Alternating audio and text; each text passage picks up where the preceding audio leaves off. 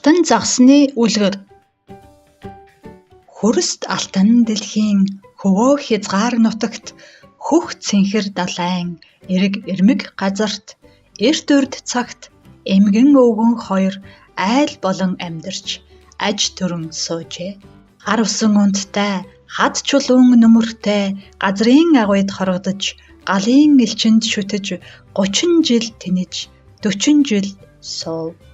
Өвгөн нь загас барьж далайн хөвөө сахин эмгэн нь утас ирж гэрийн мухар сахин. Өвгөн нэг өдөр далайн хөвөөнд очиод тороон усанд тавьж загас шүүрдэж эхлэв.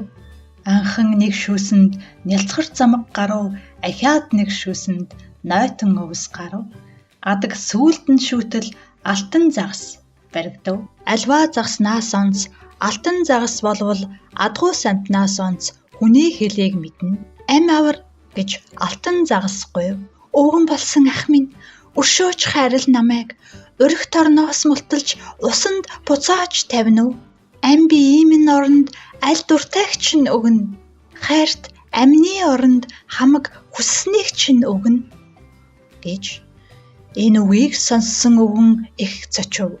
Өссөн төрснөөс нааш өвгөн насан болтол өдий жилийн дотор загас барьж амьдрахтаа замаг шүүж явахтаа үг хэлэх загсыг үдсэн удаа байхгүй. Яасан хачин юм бэ? Ямар чихтэй хэрэг вэ? гэж ажиг сэжиг төрж айх гайх зэрэгцэж алтан загсыг тавихтаа чиний өгөх юм над хэрэг байхгүй. Чиний үнэтэй би над олз болохгүй.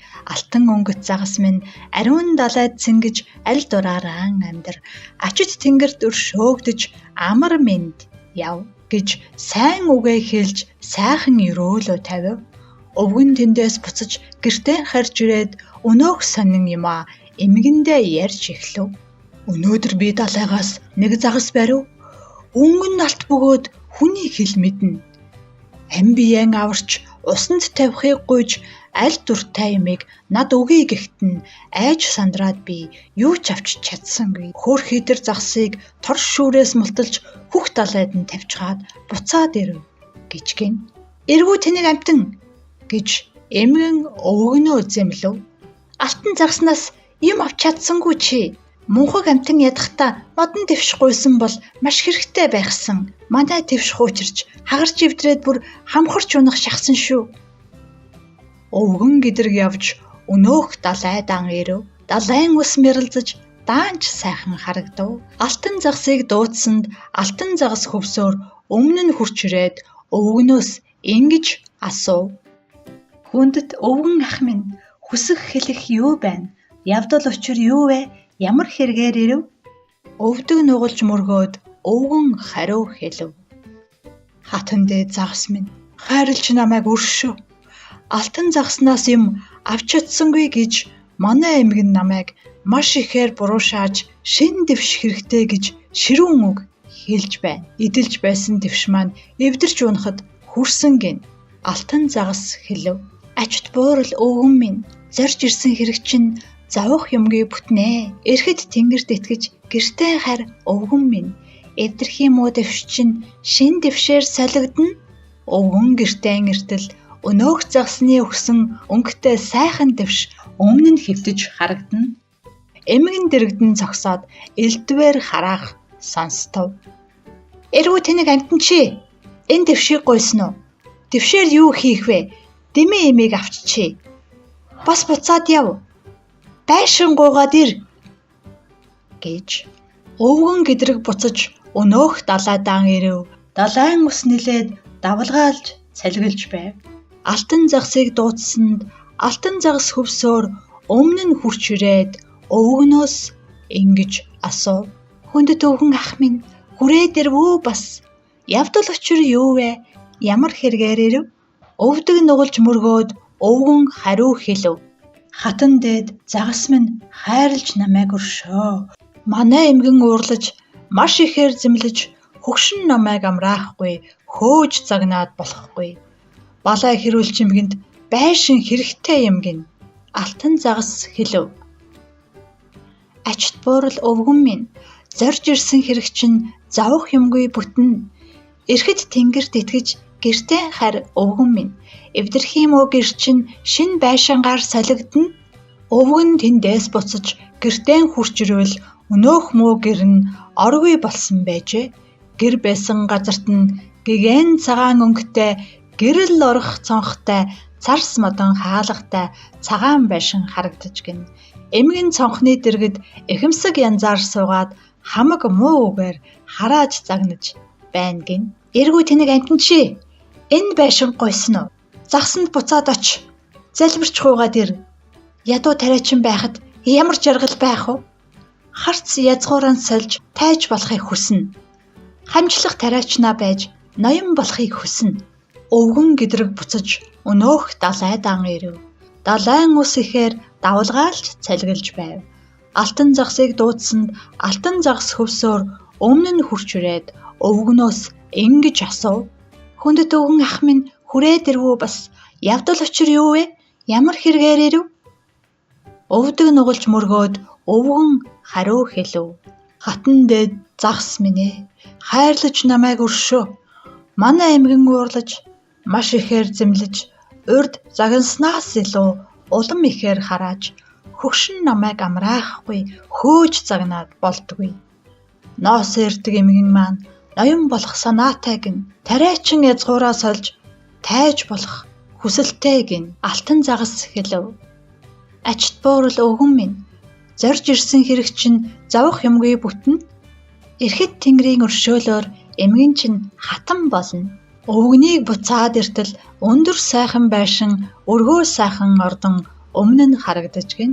Энэ сайхан ордонд эмгэн нь морилж суугаад эрхэм булган дээлтэй эрээн хоргой малгайтай эрдэн сувдаар чимгэлсэн эхнэр болоод байж байв.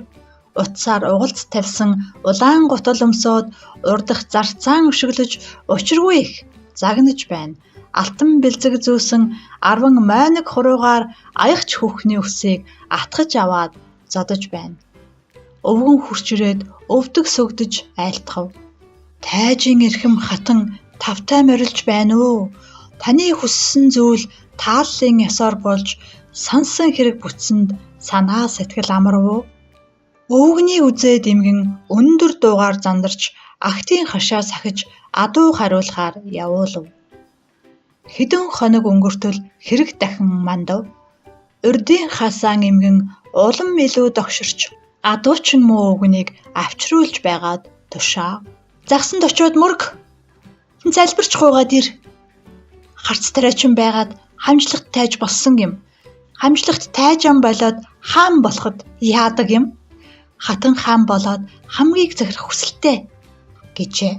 Өнөөх үгийг сонсоод өвгөн ихээр зочиж шуналт тэр эмгэнд шууд ингэж хэлв. Ховдог санаа хэтэрч хоосон байснаа мартав. Хоолнд их цадаж галзуу өвчнөд освов. Тэгш зөв алхаж чадахгүй ийм эмгэн дээд хаан болж яаж чадах юм бэ? Дэлхийн хүн амьтны элэг доог болно. Бүтэн үг хэлж чадахгүй ийм эмгэн бүгдийн хаан болж яаж чадах юм бэ? Бүх олон амьтны ичхүүр санжуур болно. Эмгэн ихээр уурлаж, элдэв зүйлээр харааж, тариачин өвгний хацрыг дасгитл алгадаад, сүрхий янзаар харж, сүрдүүлж байгаад тушаав. Тайж язгуурт миний таалал тушаал хоёрыг зөнөг муу тариачин зөрчиж болдог юм уу? Дуртай дургуг асуухгүй тушааж байна чамд. Дуугүй явахгүй бол чирээд явуулна чамайг. Өвгөн арга ядаж өнөөх далай даан ирэв. Далайн ус харлаж давалгаалж цалгилж байв. Алтан загсыг дуудсанд алтан загас хөвсөөр өмнө нь хурч ирээд өвгнөөс ингэж асуув. Хүндэт өвгөн ах минь хүрээд ирвүү бас явдал учир юу вэ? Ямар хэрэгээр ирэв?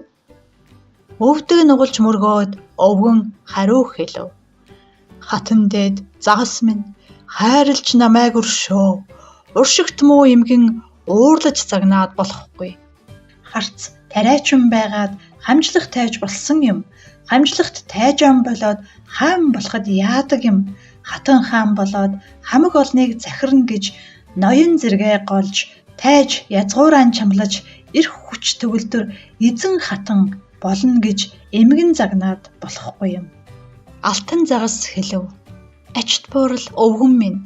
Зорж ирсэн хэрэг чинь завх юмгүй бүтнэ. Эрхэд тэнгэрд итгэж гэртэн харь өвгөн минь. Эмгэн чинь одоохон эзэн хаан болно гэжээ. Өвгөнийг буцаад ирэхэд нь өрөө олон тасалгаатай өндөр сайхан ордон өмнө нь харагдаж гин. Хааны ордонд эмгэн нь хатан болоод заларч байв. Эрхэд хаан болоод эзний ширээнд суугаад биер цаас барьсан бичгийн дэвшмээр тойруулж балт сүх далайсан баатар цэргээр хүрээлүүлж ноёдоор хундаг бариулж дэвшмээр сүн дэвшүүлж далайн цаанаас авчирсан дарас суугаад наргиж байв. Ариун сайхан эдээг амталж үзээд ярвайж байв. Өвгөн түүнийг хараад өөрийн ирэхгүй сүрдэж аимшигт хатан хааны амрыг айлтгаж мөргөн "Эрхэд дээд хатан минь инх морилж байна уу? Таны хүссэн зүйл тааллын ёсоор болж сансан хэрэг бүтсэн санаа сэтгэл амарвуу?" Эмгэн тэр өвгөнийг нүдээр ширвэж үзээд "Эргүүлэхөө" гэж амаар зандарч хэлээд "Энэ муу өвгөн энд юун дээрв? Нүдэнд үл харагдах, чихэнд үл дуулдах, цах хол газар зайлуулж явуул" гэж зарц олон хүндээ зарлиг буулгаж тушаав. Олон цэрэг дэвшимд нь омогтой чангаар дуугарч загасчин муу өвгөнийг заамдаж барьж аваад урагш татан угзарч ууцсан дээр нь нударч гадна гартал түлхүү газар унтал өшргөлөв. Хаалгаар гарахын үед харуулын цагдаа тулгарч алмас сүхэн далайгаад арай л завчиж алсангүй. Ордноос дөнгөж гартал олон хүний инээлтгэн. Ямтай экстэй уулзах ямар хэрэгтэй юм бэ чи? Хэрэг мэдэж яв, бира мэдэж өрг. Хэрэг төвөг гаралгүй хэд хонж байтал хэрүүлч муу эмгэний хэрцгийг бас хөдлөв. Эр нөхрөө ол гэж эмгэн зандран тушаагаад ордны бараа бологчдыг олон твшин явуулав. Илч цаг даам ордоод ирж сурж олоод харц өвгнийг авчирч хатан хаанд мөргөөлөв. Эрхэд хатан хаан эзний ширээн дээрээс өвгөн болсон нөхөртөө өндөр дуугаар тушаав. "Загсан тачиод мөрг. Залбирч гуйгаад ир. Хүний хаан болсон ч хүсэл жаргал дутуу байна. Эзэн хаан болсон ч эрх ямбаа чамлна би. Тэнгис далайг эзэлж тэнгэр газрыг захирна би. Алтан загас өөрөө албат зарц минь болог. Яв гисхэн газарт явж байг тэр. Цогс гисхэн газарт цогсож байг тэр." Өвгөн эмгэнийг буруушаавч үг хэлж чадсангүй. Тушаалыг дагаж гүйцэтгэхээр дуугүй гэдрэг явв. Далайн хөвөөнд очвол давлгаа гэдэг учиргүй. Хар салхи хүлээж харан хуй шуурга тавьж сүрхий долгион цалгуулж сүйд болж байна гин. Алтан загсыг дуудсанд алтан загас хөвсөөр өмнө нь хурч ирээд өвгөнөөс ингэж асуув. "Хүндэт өвгөн ах минь хүрээд ирвөө бас. Явдал учир юу вэ? Ямар хэрэгээр ирв?" Өвдөг нугалж мөргөөд өвгөн хариу хэлв. "Хатан дээд загас минь ээ. Хайрлаж намайг өршөө. Уршигт муу эмгэн уурлаж загнаад болтгүй. Хүний хаан болсон ч хүсэл жаргал дутуу гин. Эзэн хаан болсон ч эрхэт ямбаа чамлна гин. Тэнгис далайг эзэлж тэнгэр газрыг захирна гин. Алтан загас чамайг албат зарцаан болгоно гин. Яв гисэн газарт нь явж байх хэрэгтэй гин. Зогс гисэн газарт нь зогсож байх хэрэгтэй гин." Энэ үгийг сонсоод Эрдэнэт алтан загас хариу юу ч хэлсэнгүй. Хажуу тишээн эргэж сүүлээ ганцхан шорваад гүн далайд орчихов. Өвгөн хариу хүлээж үн болтол зогсовч алтан загас юр эргэж гарч ирсэнгүй. Хариу хүлээж удаад харж эмгэндэн эртэл орд харшийн зүйл оргүй алга болж гин. Гайхаж бас ажиглалтал газар гэрн харагдаж гин. Эмгэн түүний үүдэнд ээрүүлээ бариад сууна. Эмгэний дэргэд бас эвдэрхий дэвшин хэвтэн.